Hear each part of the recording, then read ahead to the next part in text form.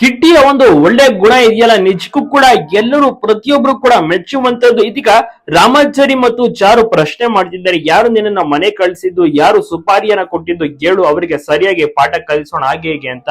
ಆದ್ರೆ ಕಿಟ್ಟಿ ಹೇಳೋಕೆ ನಿರಾಕರಿಸ್ತಾನೆ. ಅವ್ರಿಗೆ ಒಂದು ಚಾನ್ಸ್ ಕೊಡೋಣ, ಅವಕಾಶ ಕೊಡೋಣ, ತಿದ್ಕೊಳ್ಳೋಕೆ, ಬದಲಾವಣೆಗೆ ಒಂದು ರೀತಿಯಲ್ಲಿ ಇನ್ನೊಂದು ಚಾನ್ಸ್ ಕೊಡೋಣ ಅನ್ನುವಂತ ಮಾತನ್ನ ಕಿಟ್ಟಿ ಹೇಳಿದಾಗ, ಚಾರು ಮತ್ತೆ ರಾಮಾಚಾರಿ ಏನಕ್ಕೆ ಆ ರೀತಿ ಮಾತನಾಡ್ತಿದ್ಯಾ ಕೃಷ್ಣ, ಅವರು ತಪ್ಪು ಮಾಡಿದ್ರೆ ಅವರು ಸಿಕ್ಕಾಕೋಬೇಕು, ಅವ್ರಿಗೆ ತಕ್ಕಾಪಟ ಕಲಿಸ್ಬೇಕು, ಹಾಗಾಗಿ ಯಾರು ನಿನ್ನ ಈ ರೀತಿಯೆಲ್ಲ ಕಳಿಸಿದ್ದು ದಯವಿಟ್ಟು ಹೆಸರು ಹೇಳು ಅಂತ ಕೂಡ ತಿಳಿಸಿದಾಗ ಕಿಟ್ಟಿ ಅದನ್ನ ಒಪ್ಪೋದಿಲ್ಲ, ನಿರಾಕರಿಸ್ತೇನೆ. ಅವರು ಒಳ್ಳೇದು ಕೂಡ ಮಾಡಿದ್ರು, ಯಾಕೆಂದ್ರೆ ನನಗೆ ನೀವು ಸಿಕ್ಕುವ ಹಾಗೆ ಮಾಡಿದ್ದೇನೆ, ನಾನು ಎಲ್ಲೋ ಇದ್ದೆ, ರೌಡಿ ತರ ಆಗ್ಬಿಟ್ಟಿದ್ದೆ, ನನಗೆ ನನ್ನ ಒಂದು ಫ್ಯಾಮಿಲಿ ಇದೆ ಅಂತಾನೆ ಗೊತ್ತಿರಲಿಲ್ಲ, ಅವ್ರು ಇಲ್ಲಿಗೆ ಕಳಿಸ್ದಾಗ್ಲೇ ಗೊತ್ತಾಗಿದ್ದು, ನನ್ನ ತಾಯಿ ಎಷ್ಟೊಂದು ನನ್ನ ಬೇಕು ಅಂತ ತುಂಬಾನೇ ವೇಟ್ ಮಾಡ್ತಾ ಇದ್ರು, ನಾನು ಬರ್ತೀನಿ ಅಂತ, ನಾನು ಸಿಗ್ತೀನಿ ಅಂತ ಪೂಜೆ ಪುನಸ್ಕಾರ ಮಾಡ್ತಿದ್ರು. ಈಗ ನೋಡಿ ಒಟ್ಟಿನಲ್ಲಿ ನಾನು ಬದಲಾಗಿದ್ದೀನಿ, ಒಳ್ಳೆಯವನಾಗಿದ್ದೀನಿ, ಅದು ಕೂಡ ಒಂದು ರೀತಿಯಲ್ಲಿ ಒಳ್ಳೇದಾಗಿದೆ.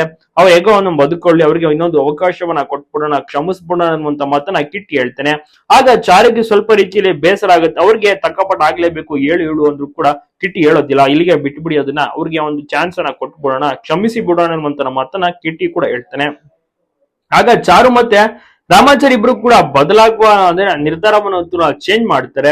ಬಹಳಷ್ಟು ರೀತಿಯಲ್ಲಿ ಅವರು ಹಿಡಿಲೇಬೇಕು, ಗೊತ್ತಾಗ್ಲೇಬೇಕು ಅಂತ ಕೂಡ ತುಂಬಾನೇ ಫೈಟ್ ಕೂಡ ಮಾಡ್ತಾ ಇದ್ರು ಚಾರು ಮತ್ತೆ ರಾಮಾಚಾರಿ. ಆದ್ರೆ ಇದೀಗ ಆ ಕಿಟಿಯ ಮಾತನ್ನು ಕೂಡ ಕೇಳಿ ಅವರಿಗೆ ಕ್ಷಮಿಸುವಂತ ಒಂದು ಇನ್ನೊಂದು ಅವಕಾಶವನ್ನ ಕೊಡುವಂತ ಮನಸ್ಥಿತಿಗೂ ಸಹ ಬಂದಿದ್ದಾರೆ. ಇದ್ರ ಬಗ್ಗೆ ನೀವೇನಂತೀರಾ?